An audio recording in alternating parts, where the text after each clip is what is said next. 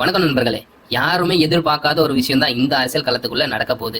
நிறைய பேர் நினைச்சிட்டு இருக்காங்க சீப்பை ஒழிச்சு வச்சா கல்யாணம் நின்னு போயிடுன்னு. உதாரணத்துக்கு சீமான் பத்தி பேசாத இருந்து சீமான் பத்தி எந்த ஒரு ஊடகத்திலுமே காட்டாத இருந்தாலே போதும், சீமான் வளர மாட்டார்னு பல கட்சிகள் நினைச்சிட்டு வந்த இந்த சமயத்துல சீமான் ஒரு படி முன்னேறி நாம் தமிழர் கட்சி என்னன்றத காட்டிட்டாரு. உதாரணத்துக்கு நீ எல்லா அரசியல் கட்சிக்குள்ளேயும் ஒரு பெரிய சலசல போட்டிட்டு இருக்குது.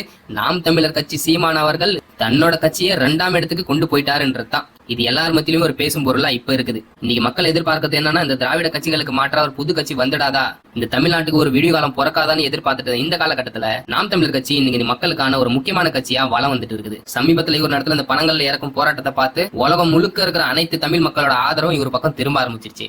அது மட்டுமா, அந்த பணம் சார்ந்து இருக்கிற தொழிலாளிகள், நிறைய விவசாயிகள் இன்னைக்கு சீமான் பக்கம் திரும்ப ஆரம்பிச்சுட்டாங்க. சீமானுக்கு தான் என்னோட வாக்கு.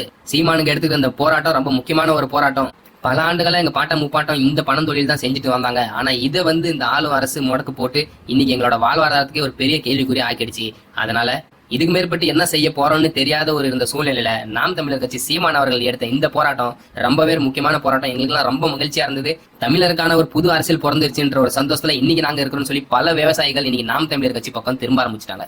இன்னைக்கு இந்த தமிழ் மக்களுக்கு எல்லாருக்குமே தெரியும் திமுக ஆட்சி ஒரு அராஜக ஆட்சின்றது. இன்னைக்கு திமுக கோட்டைக்குள்ளே ஓட்டையை போட்டு ஸ்டாலினுக்கு மரண பயம் காட்டிட்டு வர ஒரு தலைவர்னு சொன்னா அது நாம் தமிழர் கட்சி சீமான் அவர்கள் தான். இன்னைக்கு தமிழ்நாட்டிலே பெரிய கட்சியா பார்க்கப்படுறது யாருன்னு பாத்தீங்கன்னா திமுகவும் அதிமுகவும் தான். ஆனா இந்த அதிமுகவும் பிளவுபட்டு போன காரணத்தினால என்னைக்கு ஜெயலலிதா அம்மையார்கள் இறந்தார்களோ அன்னைக்கே இந்த அதிமுக பிளவுபட்டுருச்சு. இந்த சமயத்துல ஒன்மேன் ஆர்மியா அடிச்சுட்டு வந்த திமுகக்கு ஒரு பெரிய சவாலான ஒரு எதிர்கட்சியா இன்னைக்கு வளம் வந்துருச்சு நாம் தமிழர் கட்சி. இன்றைக்கு தமிழ்நாட்டிலே ஒரு 2வது பெரிய கட்சியா உருவாகி விட்டது நாம் தமிழர் கட்சி. இதை பத்தி அரசியல் விமர்சகர் ரவீந்திரன் துரைசாமி அவர்கள் சமீபத்துல ஒரு பேட்டி ஒன்று கொடுத்திருந்தாரு. அதுல தெளிவா சொல்லியிருந்தாரு நாம் தமிழர் கட்சி 2ஆம் பொசிஷனுக்கு வந்து விட்டதுன்னு.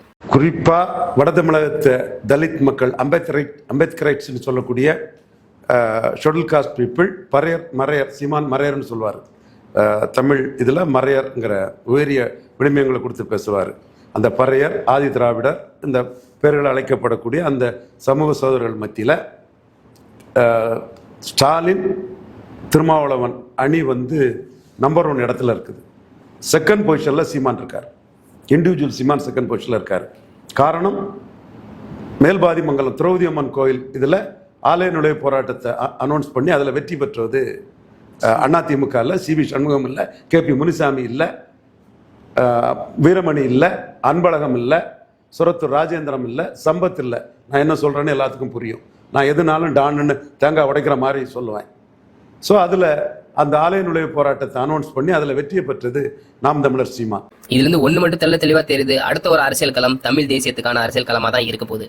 சீமான் வகுத்து வர புது புது வியூகம் எல்லாமே தமிழ் மக்களுக்காகவும் மண்ணுக்காகவும் தான் இருக்க போகுது. எப்படி கல்லிறக்கும் போராட்டம் வெற்றி பெற்றதோ அதே போல் திருச்செந்தூர் கோவிலில் குடைமுழுக்கு தமிழில் தான் நடக்க வேண்டும் என்று சொல்லிய சீமான் வெற்றி பெற்று விட்டார். சமீபத்தில் கிடைச்ச தகவல் என்னன்னா, திருச்செந்தூர் கோவிலில் தமிழிலும் குடமுழுக்கு நடக்கும் என்றுதான்.